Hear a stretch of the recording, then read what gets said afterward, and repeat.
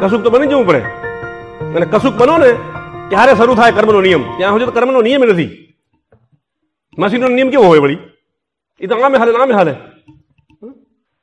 એટલે કર્મનો જો નિયમ લાગુ કરવો હોય સમજ્યા, ઉત્તરદાયિત્વ હે. જસ્ટ હવે ઉત્તરદાયિત્વ વાત આવી રહી, પ્રતિક્રિયા કે રામ વનવાસ ગયા, દશરથ મરી ગયા,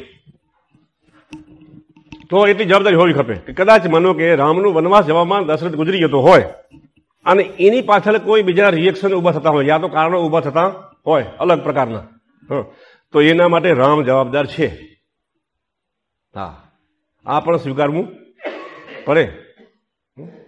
આટલી બધી હિંમત હોય તો જ કર્મ થાય, ને કર્મ થાય નહીં. ગુજરી ગયોમાં હું શું કરું? મારે તો જે કામ બધું કરવાનું જ હોય ને. હા, પણ મતલબ એ થાય એવું નથી, પાપની વાત નથી, રિએક્શનની વાત છે. કોઈ પણ પ્રતિક્રિયા યા તો એને સંદર્ભમાં જે કાંઈ પરિણામ બીજા પ્રગટ થાય એનું ઉત્તરદાયિત્વ એના માથે હોય. તો કર્મનો સિદ્ધાંત આટલો બધો ગહેને, તો આમાંથી કોઈ છૂટવાનો ઉપાય ખરો? કોઈ ઉપાય નથી, કોઈ પણ ઉપાય નથી. પણ ઉપાય છે, કારણ કે આપણે વાત કરી આ માનવ યંત્ર 7 પ્રકારની દુકાનોમાં અલગ અલગ ઓફિસોમાં કાર્ય થઈ રહ્યું હોય ને, જો કાર્ય ઈ જ કરતું હોય અને સાક્ષી જો એને સ્વરૂપને જોતો હોય તો કર્યાવાળા ભોગવે. વાત આવી ગઈ અહીંયા? કારણ કે ખાવા વાળું જે ચીજ છે, ભૂખ લાગી અને ખાય એનું, તો એ જન્મજાત કેન્દ્ર કામગીરી છે અને ચાલન કેન્દ્ર એમાં સહયોગ કરી રહ્યું હોય. મારે તમારે લેવા દેવા અને ભૂખ પર એટલે લાગી રહી ને, ભૂખ કેટલી લાગી રહી? એને જ લાગી રહી એ ભૂખ, કારણ કે ચેતન તો ભૂખ નથી ને. જેને ભૂખ લાગી રહી એ કરી રહ્યું. લોકોને ગાડીમાં ભરવું, મર્સિડીઝમાં ફરવું, 25 લાખની ગાડીમાં ફરવું હોય તો કાંઈ વાંધો નહીં, ધંધો કરો. 25 લાખની ગાડીમાં જેને ફરવું હોય એ પોતે કામ કરશે, ખોટું જ કે?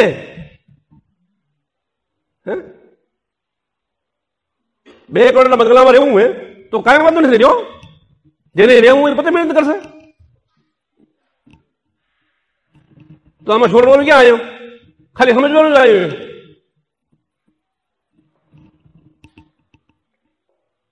આ ચીજો લોકોને સમજાતી નથી.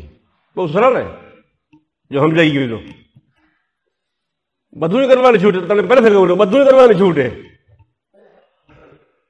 આ દુનિયામાં કશું જ વસ્તુ આ ના થાય એવું કશું છે જ નહીં, બધું થાય.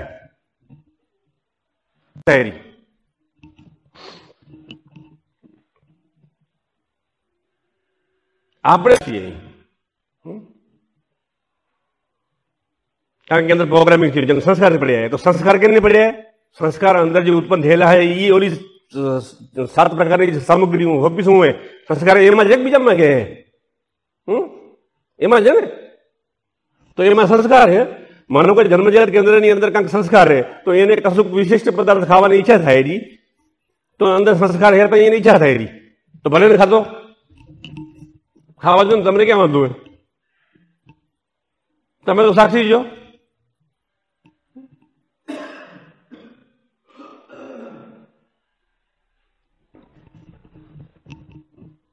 અંદરની જે સિસ્ટમ હે એને માનો કે 5 ફેક્ટરી ઉભી કરી હોય, તેને કરવા દો.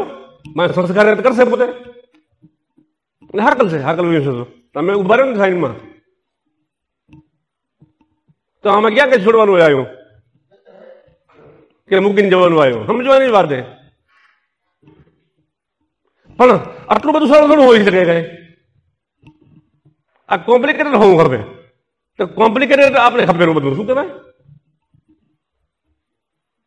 તો કોમ્પ્લિકેટેડ હે એ નોખું કરવામાં જ કોમ્પ્લિકેટેડ મોટા મોટું હોય કે આ કરેલું હું સાક્ષી હું, આ જ મોટું કોમ્પ્લિકેટેડ છે.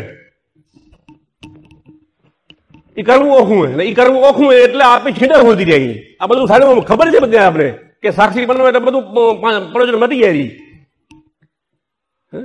તો માનવીનું મન છીંડર હોતી રાખે. તમામ ચીજો એની જગ્યાએ રાઈટ છે.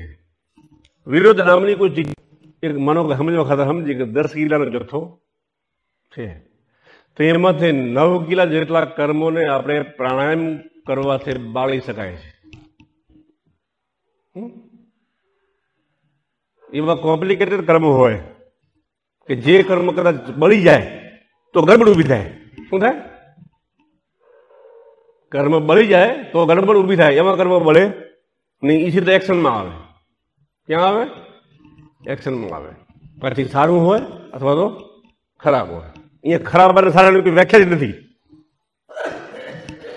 વ્યાખ્યા એટલે ફક્ત રિએક્શનની છે કે શું મગર જ્યારે એ કર્મ ઉત્પન્ન થયેલું ત્યારે એનું રિએક્શન શું આવેલું હતું, એ રિએક્શન સ્ટોર થયેલું હોય.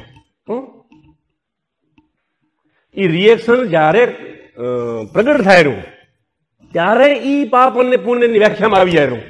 આપણી વ્યાખ્યામાં. બાકી પાપ અને પુણ્ય જેવી કોઈ વ્યાખ્યા છે જ નહીં.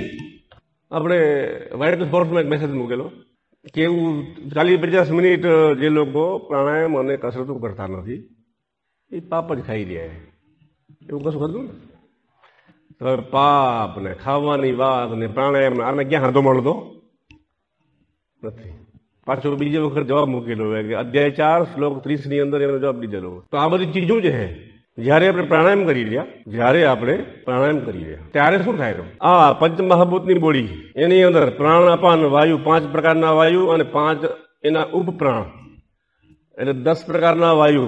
કેટલા? મુખ્ય 10 પ્રકારના વાયુ હે. પ્રાણ અપાન વ્યાન સમાન અને ઉદાન આ 5 વાયુ મુખ્ય.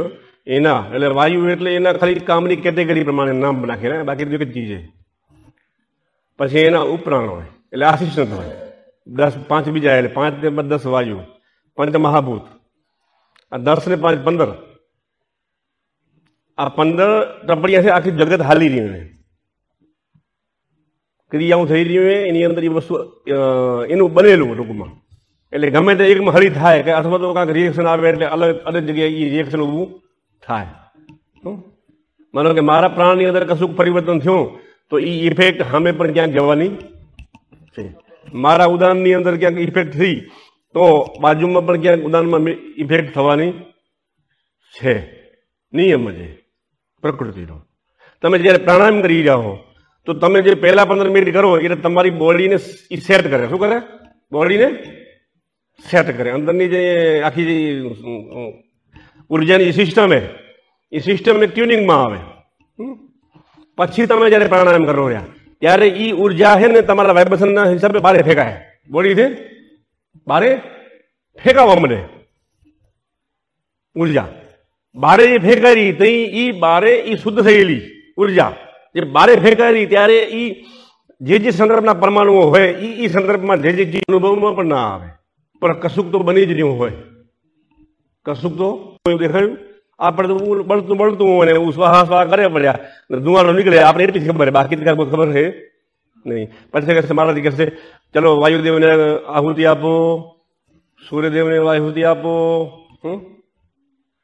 આવું બધું કહેવાનું ખબર છે બધાને? નથી ખબર? બધાને ખબર. તો એ શું બન્યું? શું માય જસ્ટ ઈ જ બની રહ્યું આપણા પ્રાણાયામમાં.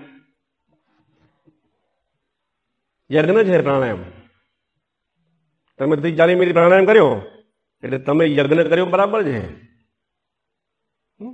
યજ્ઞ કર્યો તમે આજુબાજુના પરિબળો સંતૃપ્ત કર્યા. તમે યજ્ઞમાં બધાને આહુતિ આપી દીધી અને જે પછી માલ વધ્યો તમે ખાધો એટલે બોડીમાં રહી ગયો. યજ્ઞમાં વધેલું અન્ન ખાધું તમે શું કર્યું? અને પ્રાણાયામ આપણે ખબર છે 3 પ્રકારના આહાર છે. ખોરાક મોઢેથી લેવાનું, નાકથી લેવાનું, ઇમ્પ્રેશન ફૂડ. આ 3 ખોરાકની અંદર આ પણ એક આહાર જ છે ને. શું પ્રાણવાયુ શું છે? શ્વાસ આહાર જ છે, ખોરાક જ છે. તો એ યજ્ઞમાંથી વધેલું અન્ન ખાવાની વાત થઈ રહી છે. કારણ કે સનાતન શબ્દ ગીતાને સનાતન કહેવાય રહી. સનાતનનો મતલબ શું? આપણી એમ બોર્ડ મારી દીધું છે સમજવાડીમાં સનાતન. કોઈને ખબર છે સનાતન એટલે શું? આપણી વાડીના સંદર્ભમાં જે હોય તે. પણ જ્યારે સનાતન સમજો કે ગીતા સનાતન હે એવું કોઈક એનો મહિમા ગાઈ રહ્યું હે તો એ સનાતનનો અર્થ ત્યાં શું થાય? સનાતન એટલે કે 3 કાળોમાં સત્ય હોય. ભૂત, ભવિષ્ય અને વર્તમાનમાં એ સત્ય હોય. એની વાતોને ખનન કરી શકાય नहीं, તમામ પરિસ્થિતિઓમાં પણ સત્ય હોય. હા, બોલજો વાત. તમામ પરિસ્થિતિઓ એટલે શું? અહીંયા વાળી આપણે બેઠા અહીંયા આ એક પરિસ્થિતિ છે ને, તો ગીતાનો બોધ અહીંયા દેવામાં આવે તો અહીંયા પણ એ સત્ય સાબિત થવી. ઘરે જાઓ તો એમાં પણ સત્ય સાબિત થવી હોય. તમે કારખાને જાઓ તો ત્યાં પણ સત્ય સાબિત થવી ખપે. તમે જંગલમાં ભાગી ગયા ત્યાં પણ એ ગીતાનો બોધ એટલો જ કારગર હોવો ખપે. તમે પ્લેનમાં જઈ રહ્યા માથે તો એ આકાશમાં પણ એ ત્યાં એટલું જ સત્ય હોવું ખપે. ભૂગર્ભમાં ઉતરી ગયા તો પણ ત્યાં એટલો તમામ પરિસ્થિતિઓમાં સત્ય હોવું ખપે. જો કોઈ પણ પરિસ્થિતિની અંદર ગીતાનો કોઈ શ્લોક ત્યાં લાગુ પડતો નથી તો ગીતા સનાતન કહી શકાય નહીં. દેશકાળ ભારતમાં એટલું જ કામ કરે અને અમેરિકામાં એટલું જ કામ કરે. પૃથ્વી ઉપર કોઈ પણ દેશની અંદર કોઈ પણ મનુષ્ય કોઈ પણ જાતિ મનુષ્ય હોવો જરૂરી છે. આટલી ચીજોની શરતું જ્યારે એ મેન્ટેન થાય એ ચીજોની સત્તા સનાતન કહેવાય. કીધું હે કે ઘરે જ્યારે આપણે ખાવા બેસી ચૂલામાં રાંધી રહી આપણી ઘરવાળીઓ એવી ભાવના કરવાની કે ભાઈ આ ભગવાનનો પ્રસાદ જ છે અને પ્રસાદ રૂપ જ એને માની અને આપણે એને આરોગવાનો છે. તો જસ્ટ એ સિચ્યુએશન માટે એ ટોપિક બરોબર છે. ત્યાં ગીતા એ રીતે અર્થમાં કહેવાય રહી ત્યાં એ વાત ત્યાં પણ એનો એ અર્થ થયો ને. તમે કોઈ પણ ચીજને ભગવાનનો પ્રસાદ માનીને ખાઈ શકો. ભગવાનનો પ્રસાદ માનીને જ્યારે ખાવાની ચીજ આવેલી ત્યારે એ યજ્ઞમાંથી વધેલું અન્ન જ કહેવાય.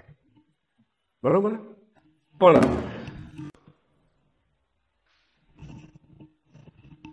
હવે વાત સમજાય. દરેક પરિસ્થિતિની અંદર આપણે એ બોધ નથી અને અમુક પ્રકારની વસ્તુને જ આપણે આમ પબ્લિકમાં એને વ્યક્તિ કરી દીધી કે આ જ સત્ય હોઈ શકે ને આ જ અસત્ય હોઈ શકે. એવું નથી. ગ્રંથ આ ટાઈપના હોય. ગીતાના શ્લોકની અંદર કહેવાય ને કે તમે જેટલી વાર વાંચો એટલી વાર અલગ અલગ અર્થ નીકળે. અલગ અલગ અર્થ નીકળવાનો મતલબ શું હોય? એનો મતલબ એ કે હરેક પરિસ્થિતિમાં સત્ય છે. એટલે કારણ કે તમે જે પહેલા વાંચી હતી ત્યારે તમારા મગજની અંદર અલગ ટાઈપના વિચારો હતા ત્યારે એ અર્થ નીકળ્યો. અત્યારે વાંચો ત્યારે અલગ પ્રકારના પ્રભાવો મળી જાય ત્યારે અલગ અર્થ નીકળ્યો. સમજ્યા? તો ઓલે સાચું ના સાચું છે. પરિસ્થિતિ બદલાઈ ગઈ ફક્ત. તો હવે આપણે જે માનવ હસ્તીની જે વાત કરી છે મનુષ્ય નંબર 1 થી કરીને 7 સુધી કેટેગરી પાડેલી આ તમામ ચીજો આના સંદર્ભમાં જ મૂલવવાની હોય. જે ચીજો જગતને આપણે જે મૂલવી રહ્યા મનુષ્યને મૂલવી રહ્યા આ સૃષ્ટિને મૂલવી રહ્યા યા તો શાસ્ત્રોને મૂલવી રહ્યા તો સંદર્ભ કયો હોવો ખપે? આપણું એડ્રેસ ક્યાં હે? આપણે કઈ હસ્તીમાં એ હસ્તીને અનુરૂપ જ એને મૂલવણી થાય. કારણ કે ચૂલા ઉપર રાંધેલું જે અન્ન હે અને એને ભગવાનનો પ્રસાદ માનીને ખાવાની જે વાત હે એ મનુષ્ય નંબર 1, 2, 3 ની હે. એ મનુષ્ય નંબર 4 કીધે એ વાતને સ્વીકારી શકે નહીં. તો બસ તો એ હાચા 1, 2, 3 વાળા હાચા છે, ખોટા નથી. પણ એ વાત ચોથા નંબર માટે ખોટી છે. તો ગીતા ખોટી થઈ ગઈ. ખોટી થઈ ગઈ ને. પણ એનો મતલબ બીજો હોય. પણ 4 નંબર વાળાનો મસાલો પણ એમાં હે, 5 નંબરનો મસાલો પણ એમાં હે. તો સમાધાન થઈ ગઈ.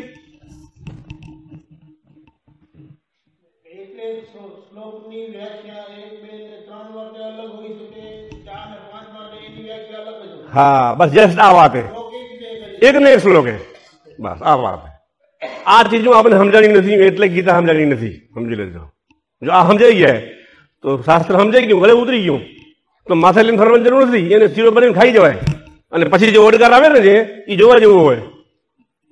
સમજ્યા? પણ ખાવી ઓખી હે ને, શીરો બનાવવું ઓખું હે. આ શું માથે લઈને ફરવાનું હેલું હે.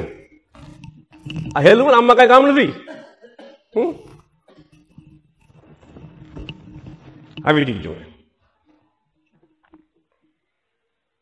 ચલો કાંઈ વાંધો નહીં. કાંઈ બીજું કઈ પૂછવું?